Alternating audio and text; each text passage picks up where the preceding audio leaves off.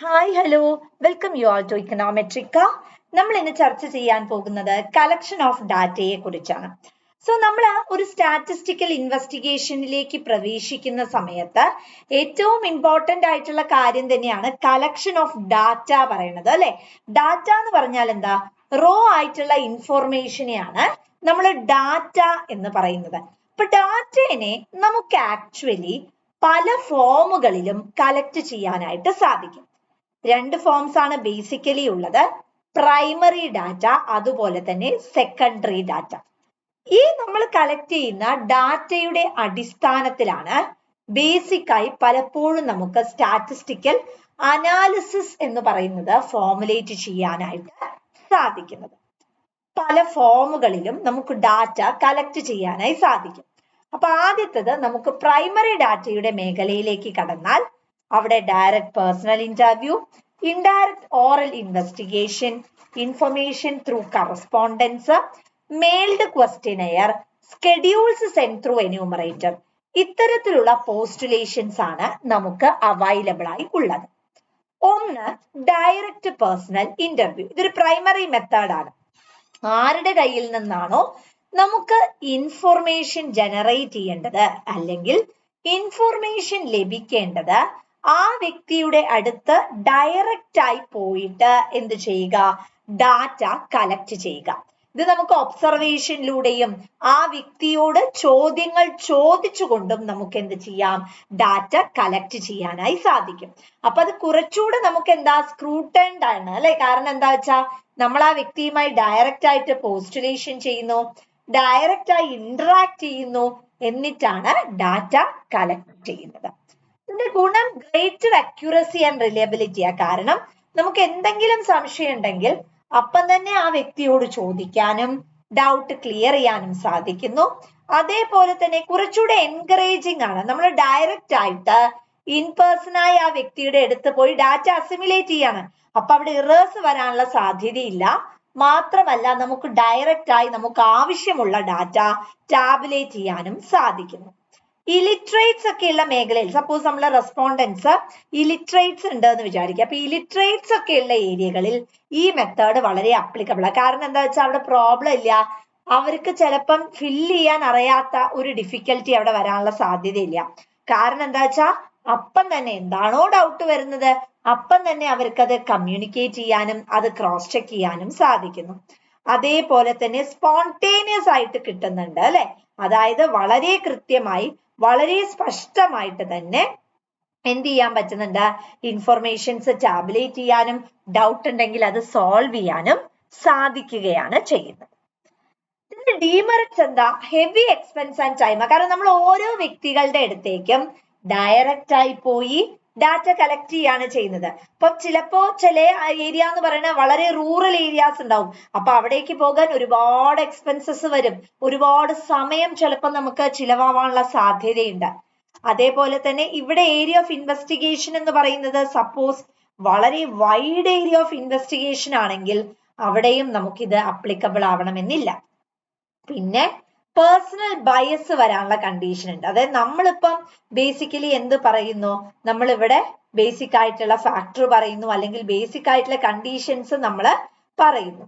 പക്ഷേ അവിടെ എങ്ങനെയാണ് അതിന്റെ പോസ്റ്റുലേഷൻ വരണേ അല്ലെങ്കിൽ എങ്ങനെയാണ് അത് ടാബുലേറ്റ് ചെയ്യുന്നത് എന്നതിനെ കുറിച്ച് it depends upon the data formulation, അല്ലെ?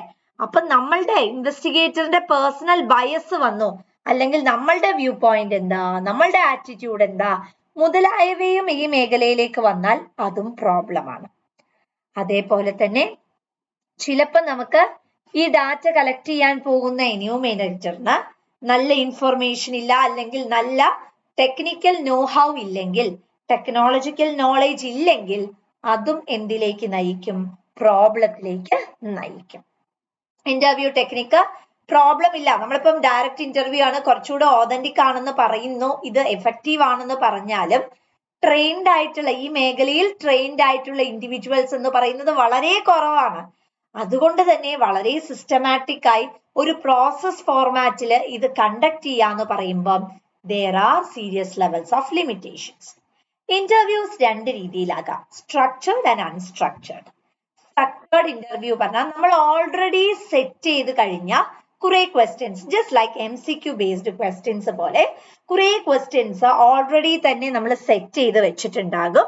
എന്നിട്ട് അത് ചോദിക്കുന്നു, അതിന് മാത്രം നമ്മൾ ആൻസർ കളക്ട് ചെയ്യുന്നു. അൺസ്ട്രക്ചേർഡ് ആകുമ്പോൾ അങ്ങനെയല്ല, കുറച്ചുകൂടെ ഫ്ലെക്സിബിളും ഓപ്പണും ആയിരിക്കും. ഓരോ വ്യക്തികളോടും നമ്മൾ ചോദ്യങ്ങൾ ചോദിക്കുന്നു, അവരുടെ വ്യൂ പോയിന്റ്, അവരുടെ ആറ്റിറ്റ്യൂഡ്, ഇതെല്ലാം റേസ് ചെയ്യാനുള്ള ഒരു വേദി കൂടി ഓൾറെഡി പ്രിഫിക്സ്ഡ് ആയിരിക്കില്ല. ഇൻഡയറക്റ്റ് ഓറൽ ഇന്റർവ്യൂ എന്ന് പറഞ്ഞിട്ടുണ്ടെങ്കിൽ ഒരു മൂന്നാമത്തെ വ്യക്തിയിലൂടെ, അതായത് ഇപ്പോൾ രാമൻ എന്ന് പറയുന്ന വ്യക്തിയുണ്ട്, ഇനി രമണി പറയുന്ന ഒരു വ്യക്തിയുണ്ട്, ഇനി അതുപോലെ തന്നെ നമുക്ക് പുഷ്പ എന്ന് പറയുന്ന ഒരു വ്യക്തിയുമുണ്ട്. അപ്പം ഇദ്ദേഹമായിട്ട് ഇദ്ദേഹത്തെ കുറിച്ച് ചോദിക്കുകയാണ് ചെയ്യുന്നത്. ഇൻഡയറക്റ്റ് ആയിട്ട് ഡാറ്റ കളക്ട് ചെയ്യാണ് ചെയ്യുന്നത് അല്ലെ. അപ്പൊ ഇവിടെ എന്താ വരുന്നത് വെച്ചിട്ടുണ്ടെങ്കിൽ, ഇപ്പം ഈ വ്യക്തി ആൻസർ നൽകാൻ, ഇദ്ദേഹത്തിന്റെ ചോദ്യങ്ങൾക്ക് ആൻസർ നൽകാൻ തയ്യാറല്ലെങ്കിലാണ് ഇവരുടെ ഫ്രണ്ടിനെയോ അല്ലെങ്കിൽ മൂന്നാമത് ഈ വ്യക്തിയുമായി കണക്ട് ചെയ്യുന്ന മൂന്നാമതൊരു വ്യക്തിയുടെ സഹായം നമ്മൾ ചെയ്യുന്നത്. ജനറലി ഈ ഡ്രഗ് അഡിക്ട്സ് അല്ലെങ്കിൽ സ്മോക്കിയറിന്റെ ഏരിയ മുതലായ ഏരിയകളിലാണ് ഇൻഡയറക്റ്റ് ഓറൽ ഇന്റർവ്യൂസ് നമ്മൾ കൺസിഡർ ചെയ്യുന്നത്. ഇവിടെ നമുക്ക് സെലക്ട് ചെയ്യുന്ന സമയത്ത് ഈ വ്യക്തിക്ക് ഇപ്പൊ ഇത് എക്സ്, ഇത് വൈ, ഇത് സെഡ് എന്ന് പറഞ്ഞാൽ, സെഡ് എന്ന് പറയുന്ന വ്യക്തി വൈയുമായി വളരെ അസോസിയേറ്റഡ് ആയിരിക്കണം, അല്ലെങ്കിൽ റിലേറ്റഡ് ആയിരിക്കണം, എങ്കിൽ മാത്രമേ ഈ സ്റ്റഡി കറക്റ്റ് ആകൂ. അവരെ നമ്മൾ വിറ്റ്നസ് എന്നാ വിളിക്കുക. മൂന്നാമത്തെ വ്യക്തിയെ നമ്മൾ വിളിക്കുന്ന പേര് വിറ്റ്നസ് എന്നാണ്. അവർ അൺബയസ്ഡ് ആയിരിക്കണം. അതായത് ഈ എക്സ് എന്ന് പറയുന്ന അല്ലെങ്കിൽ ഈ വൈ എന്ന് പറയുന്ന വ്യക്തിയോട് എന്തെങ്കിലും ഒരു ദേഷ്യം വെക്കുന്ന ഒരു വ്യക്തിയാണ് ഇസഡ് എങ്കിൽ ഓഫ് കോഴ്സ് വൈനെ പറ്റി കുറ്റങ്ങളെ പറയുള്ളൂ അല്ലെ. അപ്പൊ അങ്ങനത്തെ ഒരു വ്യക്തിയല്ല, വളരെ കൃത്യമായി നമുക്ക് ഉത്തരം പറഞ്ഞു തരുന്ന, അവരുടെ സ്വഭാവത്തെ കുറിച്ച് പോസ്റ്റുലേറ്റ് ചെയ്യുന്ന വ്യക്തിയാണെങ്കിൽ we can have him. Next is information through correspondence.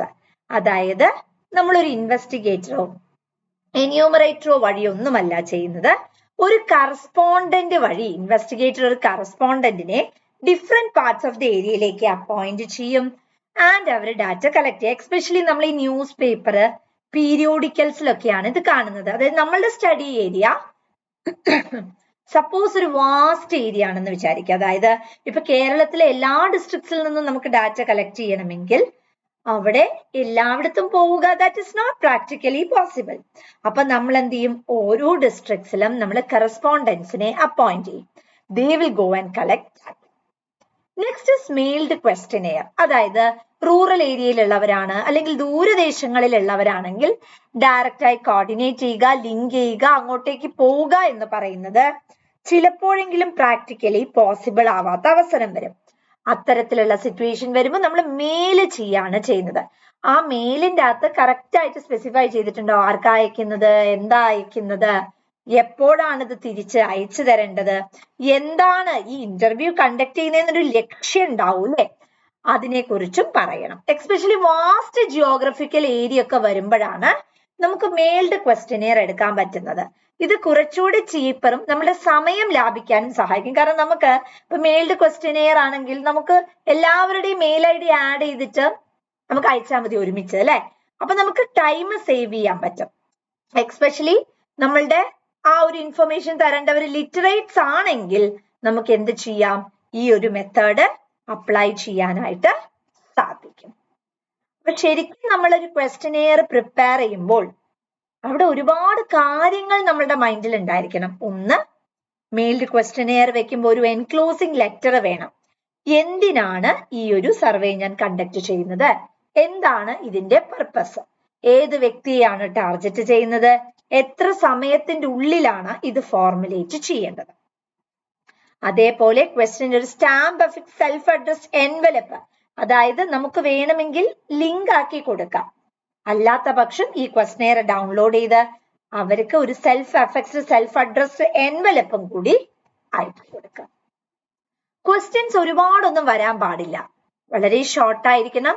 Questions logically arrange ചെയ്യണം. ഒരു ക്വസ്റ്റ്യനും മറ്റൊരു ക്വസ്റ്റ്യനും തമ്മിൽ റിലേഷൻഷിപ്പ് വേണം. സിമ്പിൾ ആൻഡ് ക്ലിയർലി വേർഡൻ ആയിരിക്കണം. അതായത് നമ്മൾ ഓരോ ക്വസ്റ്റ്യൻസ് പ്രിപ്പയർ ചെയ്യുമ്പോഴും വളരെ സ്ക്രൂട്ടനൈസ് ചെയ്ത് കെയർഫുൾ ആയി വേണം നമ്മളത് പ്രിപ്പയർ ചെയ്യാൻ. സെൻസിറ്റീവ് നേച്ചർ ഉള്ള ക്വസ്റ്റ്യൻസ് ഉണ്ടെങ്കിൽ അത് നമ്മൾ അവോയ്ഡ് ചെയ്യണം. അതേപോലെ കൃത്യമായി നമ്മൾ ഇൻട്രൊഡക്ഷൻ കൊടുക്കണം. എന്തിനാ ഈ ക്വസ്റ്റ്യനെയർ, എന്താ ഈ ക്വസ്റ്റ്യനെയറിന്റെ ലക്ഷ്യം എന്ന് പറയണം. അതേപോലെ നമുക്ക് ക്വസ്റ്റ്യൻസ് ക്രോസ് ചെക്ക് ചെയ്യാനുള്ള ഒരു ഓപ്ഷൻ കൊടുക്കണം. ക്വസ്റ്റ്യനെയർ റീടെസ്റ്റ് ചെയ്യാൻ പറ്റുക, that is also good. Next, schedule send through enumerators. അതായത് ചിലപ്പോൾ മിലിറ്ററേറ്റ് ആയിട്ടുള്ളവർ കാണും. അപ്പൊ ക്വസ്റ്റ്യനെയർ എന്ന് പറഞ്ഞാൽ നമ്മൾ കുറച്ച് ക്വസ്റ്റ്യൻസ് എടുക്കണു, ഡാറ്റ കളക്ട് ചെയ്യുന്ന ആൾക്കാരെ കൈ കൊടുക്കണു, അവരത് ഫില്ല് ചെയ്യണു, നമ്മൾ എടുക്കുന്നു. സ്കെഡ്യൂൾസ് എന്ന് പറഞ്ഞാൽ നമ്മൾ എന്യൂമറേറ്റേഴ്സിനെ അപ്പോയിന്റ് ചെയ്യും. അവര് ഫീൽഡിലേക്ക് പോയിട്ട് ചോദ്യങ്ങൾ ചോദിക്കുകയും അവര് തന്നെ ഫില്ല് ചെയ്യുകയും ചെയ്യും. പലപ്പോഴും ഈ നോൺ റെസ്പോണ്ടൻസ് ആയിട്ട് നമ്മൾ ഈ ക്വസ്റ്റ്യൻസ് ഒക്കെ ചോദിക്കുമ്പോൾ ക്വസ്റ്റ്യനെയർ കൈ കൊടുത്താൽ ചിലപ്പോൾ അവർ പ്രോംപ്റ്റ് ആയിട്ട് ഫില്ല് ചെയ്യണമെന്നില്ല. സോ പ്രശ്നം വരും.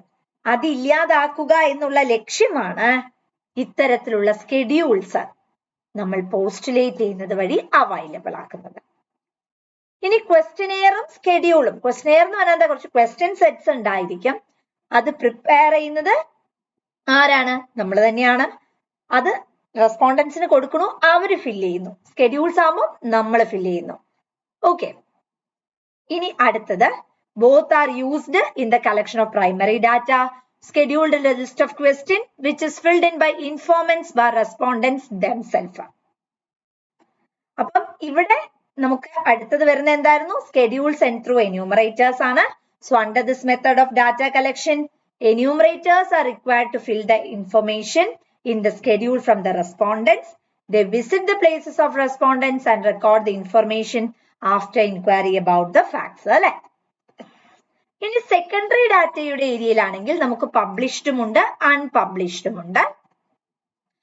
ഇവിടെ നമുക്ക് സെക്കൻഡറി ഡാറ്റയുടെ ഏരിയയിൽ reports and official publications of IMS and WTO, reports and official publications of central and state government, publication brought by research agencies and institutes, ഇതാണ് സെക്കൻഡറി ഡാറ്റയിൽ വരുന്നത്. കൂടാതെ NCAR, ICAR, ISI, അതേപോലെ magazine, journals, periodical publication, FICCI, CII publication, joint stock കമ്പനിയുടെ publications, unpublished ആയിട്ട് ഈ doctoral thesis ഒക്കെ വരില്ലേ, ഇതൊക്കെ സെക്കൻഡറി ഡാറ്റയാണ്.